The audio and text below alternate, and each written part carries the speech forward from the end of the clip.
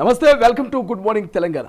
రాష్ట్ర వ్యాప్తంగా ప్రధానంగా గ్రేట్ హైదరాబాద్లో ఇక హైడ్రా గురించి ప్రధానంగా చర్చ నడుస్తుంది.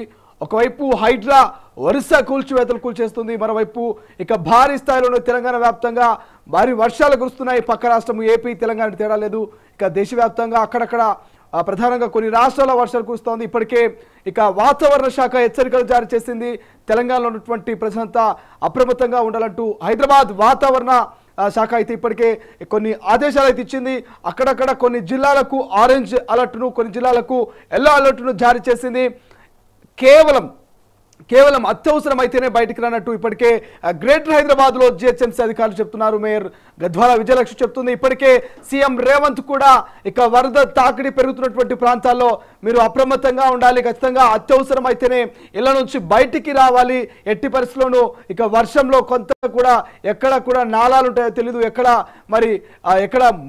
డ్రైనేజ్ ఓపెన్ డ్రైనేజ్ ఉంటుందో తెలియదు. కాబట్టి ప్రయాణించే వాళ్ళు, బయటికి వెళ్ళే వాళ్ళు జాగ్రత్తగా ఉండాలంటూ ఇప్పటికే ఎక్కడికక్కడ అధికారులు అప్రమత్తమయ్యారు.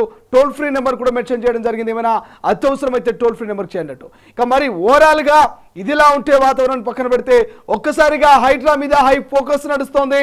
ఒక్కసారిగా 1100 ఇళ్ళు 13 చెరువులలో అక్రమంగా కట్టినట్టు తెలుస్తోంది.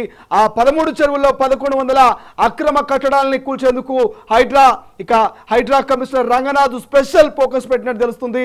రేపో మాపో వాటన్నిటిని కూల్చేందుకు ఇక రంగనాథ్ సిద్ధమవుతుందని తెలుస్తోంది. మరోవైపు ఇక పక్కనే బాల్నగర్ మండలము పక్కనే ఇక ఒక గుడికి కూడా హైడ్రా నోటీసులు ఇవ్వడం జరిగింది. ఆ యొక్క గుడికి సంబంధించి దానికి సంబంధించినటువంటి డీటెయిల్స్ ఒకసారి చూసేటువంటి ప్రయత్నం చేద్దాం. రంగనాథ్ ఎక్కడా తగ్గట్లేదు, ఎక్కడికక్కడ కూల్చివేతలు చేస్తున్నటువంటి పరిస్థితి.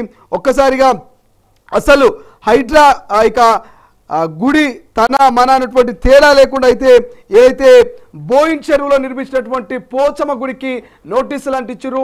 ఇది FTL బఫర్ జోన్లో ఉందంటూ ఇక హైడ్రా దాన్ని గుర్తించింది. దాదాపు 70 ఏళ్ల కిందట ఆ గుడిని నిర్మించినట్టు అక్కడ ఉన్నటువంటి స్థానికులు చెప్తా ఉన్నారు. కానీ అది ఎండోన్మెంట్ కింద లేదు, ప్రభుత్వానికి సంబంధించినటువంటి ఆ యొక్క ఎండోన్మెంట్ ఆ గుడి కింద ల్యాండ్లో కట్టినటువంటి గుడి కాదు, అది అక్రమంగా FTL బఫర్ జోన్లో కట్టినటువంటి గుడి అంటూ ఆ గుడితో పాటు అక్కడ ఉన్నటువంటి స్థానికంగా 200 ఇళ్లకు ఇక హైడ్రా నోటీసులు పంపించింది. ఇప్పటికే అక్కడ ఉన్నటువంటి 200 ఇళ్లన్నీ కూడా అతి సామాన్య నిరుపేద కుటుంబాలు, వారంతా గంగోలు పడుతున్నారు. ఆ 60-70 ఏళ్ల నుంచి ఇక్కడనే ఉంటున్నాము, ఇప్పుడు మా ఇల్లు కూలుస్తామంటే మా పరిస్థితి ఏంటంటూ ఒక్కసారిగా వాళ్ళు కన్నీరు మున్నీరవుతున్నటువంటి పరిస్థితి.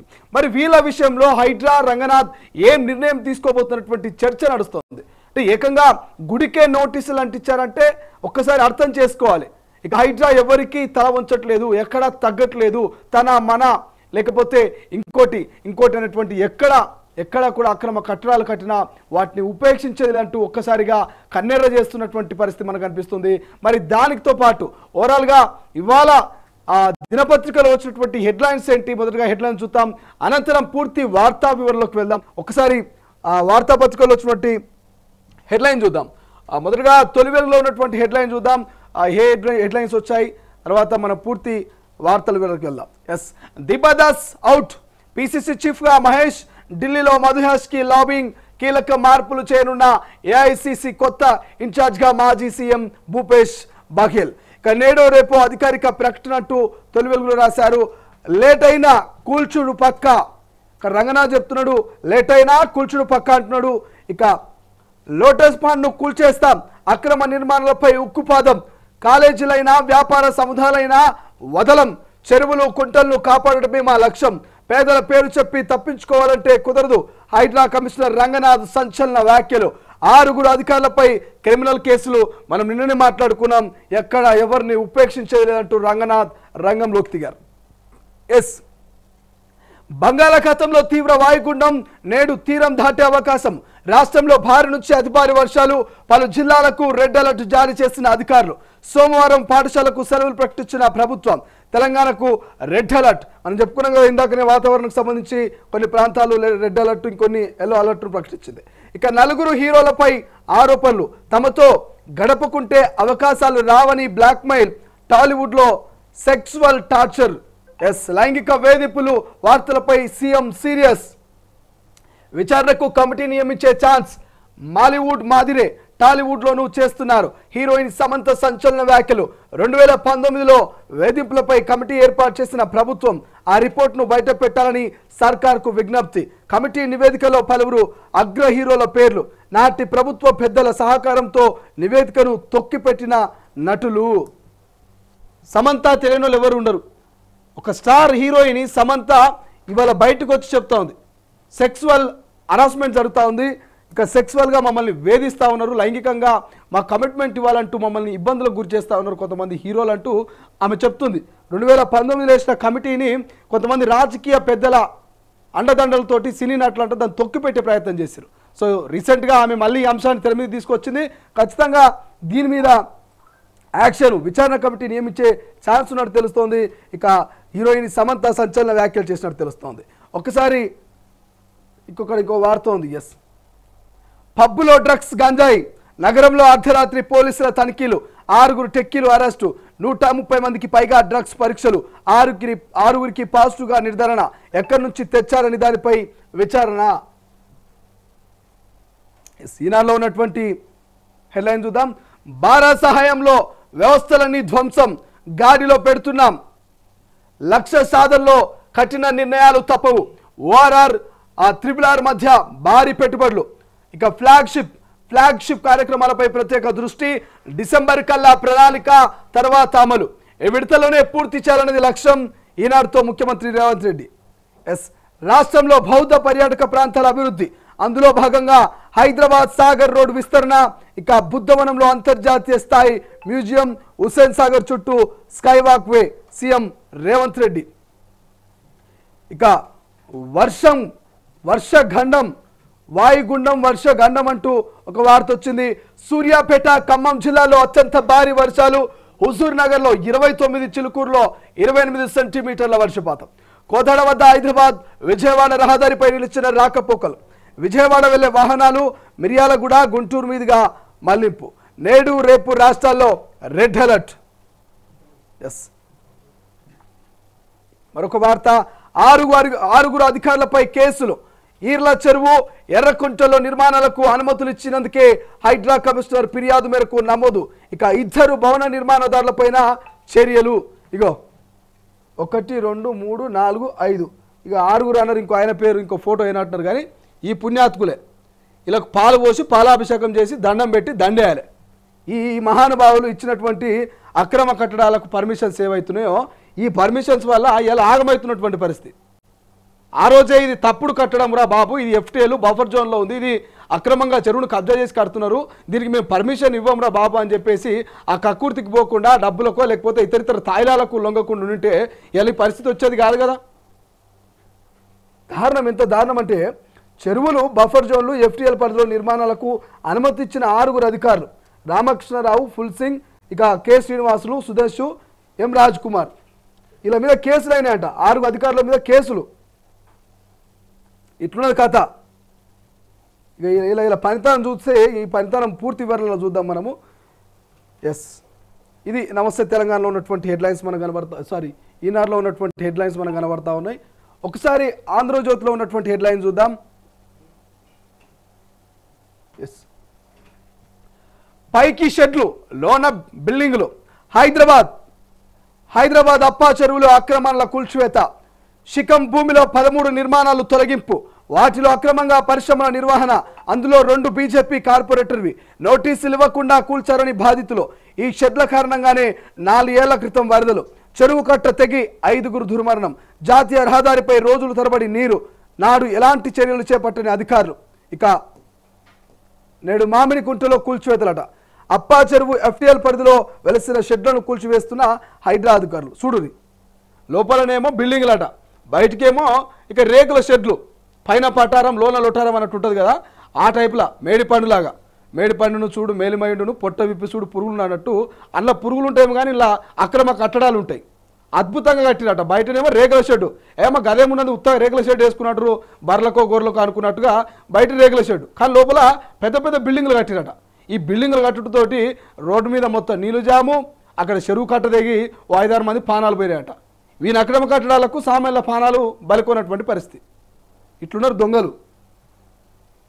ఇక హైదరాబాద్ నాగార్జున సాగర్ 4 వరుసల రోడ్డు, హుస్సేన్ సాగర్ చుట్టూ స్కై వాక్ వే, ఇక టూరిజం హబ్ ఇంతకుముందు చెప్పుకున్నాం కదా. ఇక వణికించిన చినుకు, రాష్ట్ర వ్యాప్తంగా పలుచోట్ల భారీ వర్షం, నీట మునిగిన వరి, పత్తి, మొక్కజొన్న పంటలు, ఉప్పొంగిన వాగులు, దిగ్బంధంలో పల్లెలు, వర్షాలకు 3 మృతి, వాగులో 1 గల్లంతు. ఖమ్మం జిల్లా ఏరుపాలెంలో 21.2 సెంటీమీటర్ల వర్ష నమోదు. ఇక నారాయణపేట జిల్లా మరికల్లో 13.8 సెంటీమీటర్ల వర్ష నమోదు. కోదాడులో వరద బీభత్సం, విద్యుత్ నిలిపివేత. హైదరాబాద్ విజయవాడ రోడ్డుపై ట్రాఫిక్ జామ్. నేడు రేపు వర్షాలే, వాతావరణ శాఖ రెడ్ అలర్ట్. హైదరాబాద్లో సోమవారం బడులకు సెలవు. ఇప్పుడు మంచి వార్త వచ్చింది. కొత్త ఏడాదిలోనే పంచాయతీ ఎన్నికలు, త్వరలో నూతన బీసీ కమిషన్, ఆ వెంటనే కులగణనకు ఏర్పాట్లు. ఇదంతా పూర్తిగా 4 నెలలు. ఈలోగా పూర్తి రుణమాఫీపై దృష్టి. ఓటరు జాబితా కసరత్తులో రాష్ట్ర ఎన్నికల సంఘం. ఇక ఇప్పటికే ప్రత్యేకమైనటువంటి అధికారులను పెట్టి గ్రామ పంచాయతీలు నడిపిస్తా ఉన్నారు. ముఖ్యమంత్రి గారు దయచేసి నోటీస్ తీసుకోర్రి, ఎంత తొందర పంచాయతీ ఎన్నికలు పెడితే అంత మంచిది.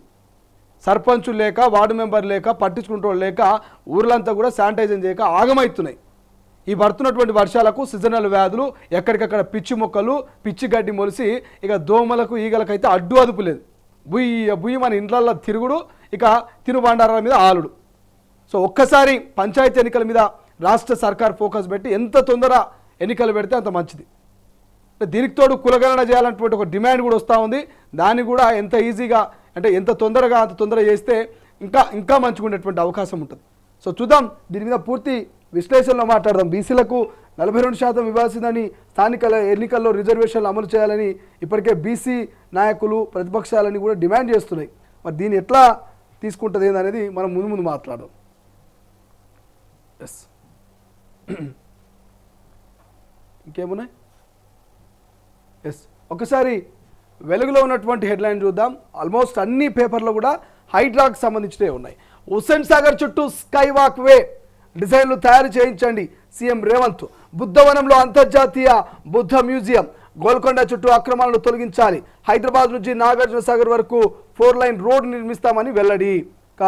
భవిష్యత్తులో హుస్సేన్ సాగర్ చుట్టూ స్కై వాక్ వే ఇస్తారట, డిజైన్లు తయారు చేయాలంటూ సీఎం రేవంత్ చెప్తా ఉన్నాడు. ఇక బుద్ధవనంలో అంతర్జాతీయ బుద్ధ మ్యూజియం, గోల్కొండ చుట్టూ అక్రమ నిర్మాణాలను తొలగించాలంటూ చెప్తా ఉన్నాడు. హైదరాబాద్ నుంచి నాగార్జున సాగర్ వరకు 4 లైన్ రోడ్ నిర్మిస్తారట.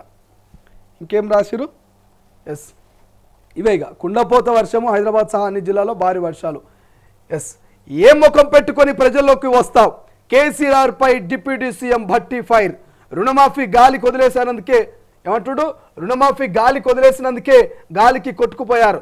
బీఆర్ఎస్ పాలనలో ఉద్యోగులకు టైంకు జీతాలు గుడియలే. జీతాలు ఇస్తూనే రుణమాఫీ చేసిన ఘనత మాది. తెలంగాణను విద్యుత్ మిగులు రాష్ట్రంగా తీర్చిదిద్దుతాం. కరెంటు కొనడం కాదు, ఇతర రాష్ట్రాలకు అమ్ముతాం. రామగుండంలో 800 మెగావాట్లు సూపర్ క్రిటికల్ పవర్ ప్లాంట్ ఏర్పాటు చేస్తామని పట్టి ప్రకటన. ఇక హామీలన్నీ నెరవేరుస్తున్నాం శ్రీధర్ బాబు పొన్నం. ఇక పవర్ ప్లాంట్తో 2000 మందికి ఉపాధి. గడ్డం వంశీకృష్ణ.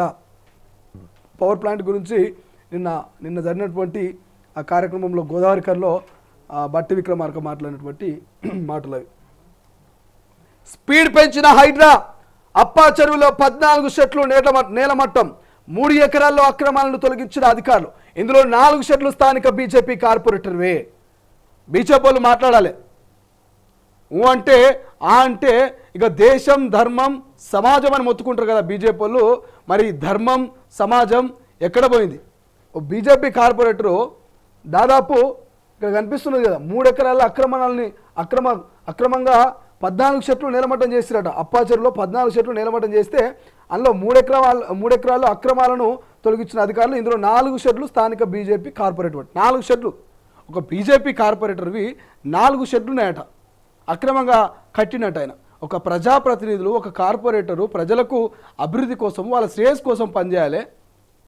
దట్టు అందులో బీజేపీ కార్పొరేటర్. బీజేపీ అనేదే ప్రజా శ్రేయస్ కోసం ఉన్నాం, ప్రజా అభివృద్ధి కోసం ఉన్నాం, హిందూ ధర్మం కోసం ఉన్నాం చెప్తా ఉంటుంది కదా. మరి ఈ బీజేపీ కార్పొరేటర్ మీద బీజేపీ నాయకులు ఏమైనా యాక్షన్ తీసుకుంటారా? ఈ అక్రమ కట్టడాలు, అక్రమంగా ఇట్లా ఏదైతే ఆరోపణలు పొందుతున్నటువంటి వారిని పార్టీలు ఎట్లా ఉంచుకుంటారు చూడాలి. ఇలా వీళ్ళు ఒక్కరని కాదు, కాంగ్రెస్ అయినా ఎంఐఎం అయినా ఇంకొకరైనా అక్రమ కట్టడాల ఆరోపణలు ఎవరైతే ఎదుర్కొంటున్నారో వాళ్ళందరినీ కూడా ఖచ్చితంగా పార్టీ నుంచి సస్పెండ్ చేయాలి. వాళ్ళు దేనికి ఎగ్జాంపుల్? వాళ్ళు ఈ అక్రమ కట్టడాలు కట్టినటువంటి ఈ అధికారులు ఇక ప్రజాప్రతినిధులు దేనికి ఎగ్జాంపుల్? ఎస్, నమస్తే తెలంగాణ. పురుగులన్నం ప్రశ్నిస్తే వాతలు, నేను రాను బిడ్డో సర్కార్ దవాఖానకు, వ్యవసాయం ఎంత కష్టపాయే, వ్యవసాయం ఎంత కష్టమాయో. ఇలా నమస్తే తెలంగాణ 3 ఫోటోలు కనబడుతున్నాయి. పురుగులన్నం ప్రశ్నిస్తే వాతలు అంటూ పోరగాన్ని ఏడుస్తున్నారు. సబితా ఇంద్రారెడ్డి మాజీ విద్యాశాఖ మంత్రి, ప్రస్తుత ఎమ్మెల్యే, ఆమె ఓదారుస్తున్నది. ఇక నేను రాను బిడ్డో సర్కార్ దవాఖానకు, అక్కడ దవాఖానలో ఉన్నటువంటి పరిస్థితి చూపిస్తారు. వ్యవసాయం ఎంత కష్టమాయనో అంటూ రైతన్నలకు సంబంధించినటువంటి ఒక విజువల్స్ వేస్తూ ఉన్నారు. ఇక రాష్ట్రానికి రెడ్ అలర్ట్, మరో 2 రోజులు అత్యంత భారీ వర్షాలు. సో దీని గురించి ఆల్రెడీ మనం మాట్లాడుకున్నాం. ఎక్కడెక్కడ వర్షపాతం ఎంత నమోదవుతుందో డిస్ప్లే చేశారు. ఇక రేవంత్తో ఢిల్లీ కటిఫ్, సీఎంపై రాహుల్ అసంతృప్తి, అధిష్టానంతో పెరిగిన గ్యాప్. నాడు రేవంత్ ఏం చెప్పినా తలూపిన పెద్దలు, నేడు ఎదురు చూపులే తప్ప ఫలితం సున్నా. ఇక నెలలుగా నానుతున్న పిసిసి చీఫ్, మంత్రివర్గ విస్తరణ, అదిగో ఇదిగో అంటూ అబ్బాసు పాలవుతున్న సీఎం, రేవంత్తో అంటీమున్నట్టుగా గాంధీలు. ఇక ఢిల్లీలో అపాయింట్మెంట్ కోసం సీఎం తంటాలు, తెలంగాణలో సభలకు రావాలంటూ పదే విజ్ఞప్తి. రేవంత్ విజ్ఞప్తులను పట్టించుకొని రాహుల్ గాంధీ, ముఖ్యమంత్రి తీరుపై గుర్రుగా ఉన్న మల్లికార్జున ఖర్గే. అదను చూసి పావులు కదుపుతున్న పార్టీ చీఫ్, ఉక్కిరి బిక్కిరవుతున్న సీఎం రేవంత్ రెడ్డి. ఎస్, ఇక టార్గెట్ పొంగులేటి, రేవంత్కు మంత్రికి మధ్య గ్యాప్ అట. టార్గెట్ పొంగులేటి, రేవంత్కు ఇక మంత్రికి మధ్య గ్యాప్.